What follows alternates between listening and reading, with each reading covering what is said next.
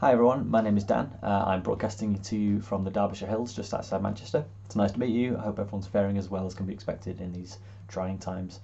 I'm a digital artist and a writer, games designer, live performer, depending on what day you catch me on. But for the purposes of today, I'm definitely wearing my digital arts hat, specifically because I want to talk to you about my use of data as material within my work, which is in many ways one of the core elements that links together a seemingly unconnected body of work. There's not an enormous visual or creative consistency to my work. I've not really even settled on a favourite medium, to be honest. I suspect I never will. But under the surface, there are commonalities in terms of my desire to take and modify data and information before firing it back into the world, as well as a fair amount of interrogation around things like the ownership of data, the circuitry that runs through our cities, our relationship to these ones and zeros that hold and obfuscate our deepest secrets, and what any of this even means. Given I've not got a lot of time, I'd like to talk about two projects that take very different approaches to the transformation and reconfiguration of data. A word of warning, there is some blood in this talk, just a little tiny bit, and I'll warn you when that comes up. So a little while ago I had these works included in the LMAO exhibition at the Open Data Institute, a collection of works curated by Julie Freeman and Hannah Redler-Hawes. Transmission 1 and 2 took the form of two enormous paintings that I created on site over a few days at the ODI, which I believe are now somewhere in Pip Thornton's office, I think, and they're going to be up on the walls in Edinburgh at some point. These works were, if nothing else, a lot of fun to paint. There's something to be said for making a shitload of splattery mess in the middle of a busy working office, which is good.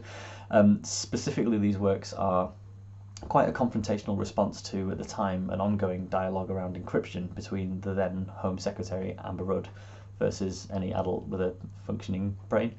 At the time, she and the Conservative Party were making a lot of noise and attempting to ban and control and even add backdoors to encryption technology and encrypted messaging services. For example, WhatsApp will let you encrypt your text and images end to end, and to stop someone nicking your data in the middle, so that it wouldn't make sense to them. They suggested that in doing so, we as a society would become somehow safer from external threats and terrorism and other scary things. However, the fundamental problem with this, and the reason for this stuff being included in an exhibition with laughter as its name, is that attempting to control or direct someone's ability to obfuscate or hide their data is technologically and fundamentally impossible. And even if that wasn't the case, it is. The notion of controlling or backdooring only bad secrets, i.e. scary people doing crimes, raises the obvious point that this magical but impossible solution would therefore be ripe for the abusing by those bad people.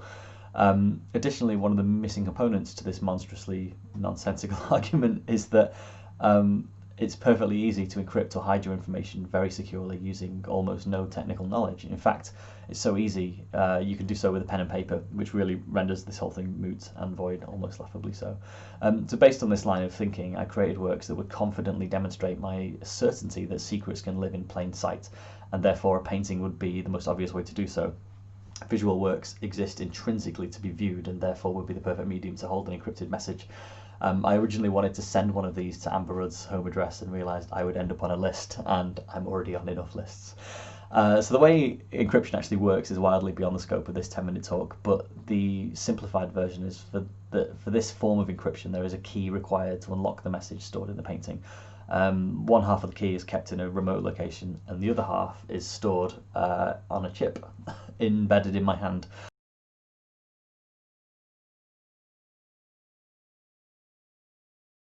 It's very, very similar to the kind of wireless transponder chip you chip an animal with, except this one was purchased off a man off the internet, and I had a piercer friend stab it into my hand. The weirdness of this process, again, is beyond the scope of what I can do in 10 minutes, but it's been in my hand for 3 years now, and I still dream about it. My brain is clearly unhappy about its presence, and really, as long as it stays where I put it and it doesn't go for a swim around my circulatory system, I'm pretty happy. The paintings store two pieces of plain text, completely encrypted, that were taken at random from a selection of secrets and pieces of information I fed into the machine. These include personal secrets, my bank details, the passwords to my email accounts, and a whole bunch of other stuff. It's also worth saying that these messages were encrypted using about 20 lines of JavaScript, which I also shared openly. It's on GitHub. Plus a bit of manual fiddling to ensure that only I or the people I wish to share this stuff with could ever decrypt these messages. And although these paintings are rough and confrontational, there's definitely something in there in terms of what ownership of data really means, and I guess how much trust we put into entities to be the gatekeepers of those secrets. WhatsApp will cheerfully tell you that your data is secure, as will your bank or whoever else. But ultimately, there's a trust exercise going on there. Do you really know that you are the sole owner of the data when you send your bank details or an artfully composed nude or whatever else over the web? I don't know. But yeah, so for these purposes, encryption is a two-way process, because ultimately if you scramble up some information, you need to be able to unscramble it and get it back. However, some of the work that I've been part of involves a more permanent transformation of a large amount of data that isn't designed to go both ways. It's more of a translation, a transmutation maybe from one data format to another permanently. In this case, taking hundreds of data sets that tell us about a given location and its inhabitants at a given moment in time and transforming that into lines of poetry that describe the data beautifully and unexpectedly and poignantly.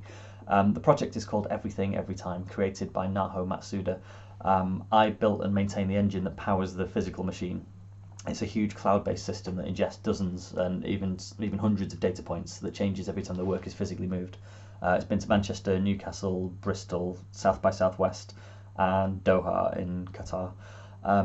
So this includes querying live data endpoints for obvious things, so weather data, traffic movements, electricity usage, water levels, through to more time-based things like cinema listings, shift patterns, festival schedules, opening times. The system even infers some things and writes poetry about this too. For example, there is no such thing as a data set about somebody eating an ice cream. However, we can figure out if the weather is hot and it's the middle of the day and the schools are out, and infer that it's likely that somebody will be currently consuming an ice cream. What I love about this process is that each data point is transformed from something numerical and usable, for example a date, a temperature, a rating, whatever, into something less tangible like a line of text that reads, "The road is busy." Individually, these lines act as a blurring of data and they're suddenly an imprecise metric. But taken as a whole, in a poem with several lines of poetry taken from several data points, we end up with this little mesh of interconnected poetry lines that, when working in unison, still paint a portrait of the city at that moment in time. The poetry that the machine generates when everything is closed at 3 a.m. takes on a different tone and feel to the poems that are created on a summer's day during rush hour at a festival. And yet, in order to reach that lovely poetic outcome, we have to ingest and mess with fairly hard data until the shape changes into something we can write about. I guess the commonality between these two fairly different projects is that they both serve to modify data as a material in order to create new readings of the data. In the case of the paintings, the data is our input source, and the confrontational framing of it becomes the thing, becomes the work. Similarly, the data that powers everything every time is changed and mutated so much that it becomes invisible and is almost discarded in favour of human readable interpretations of the data instead.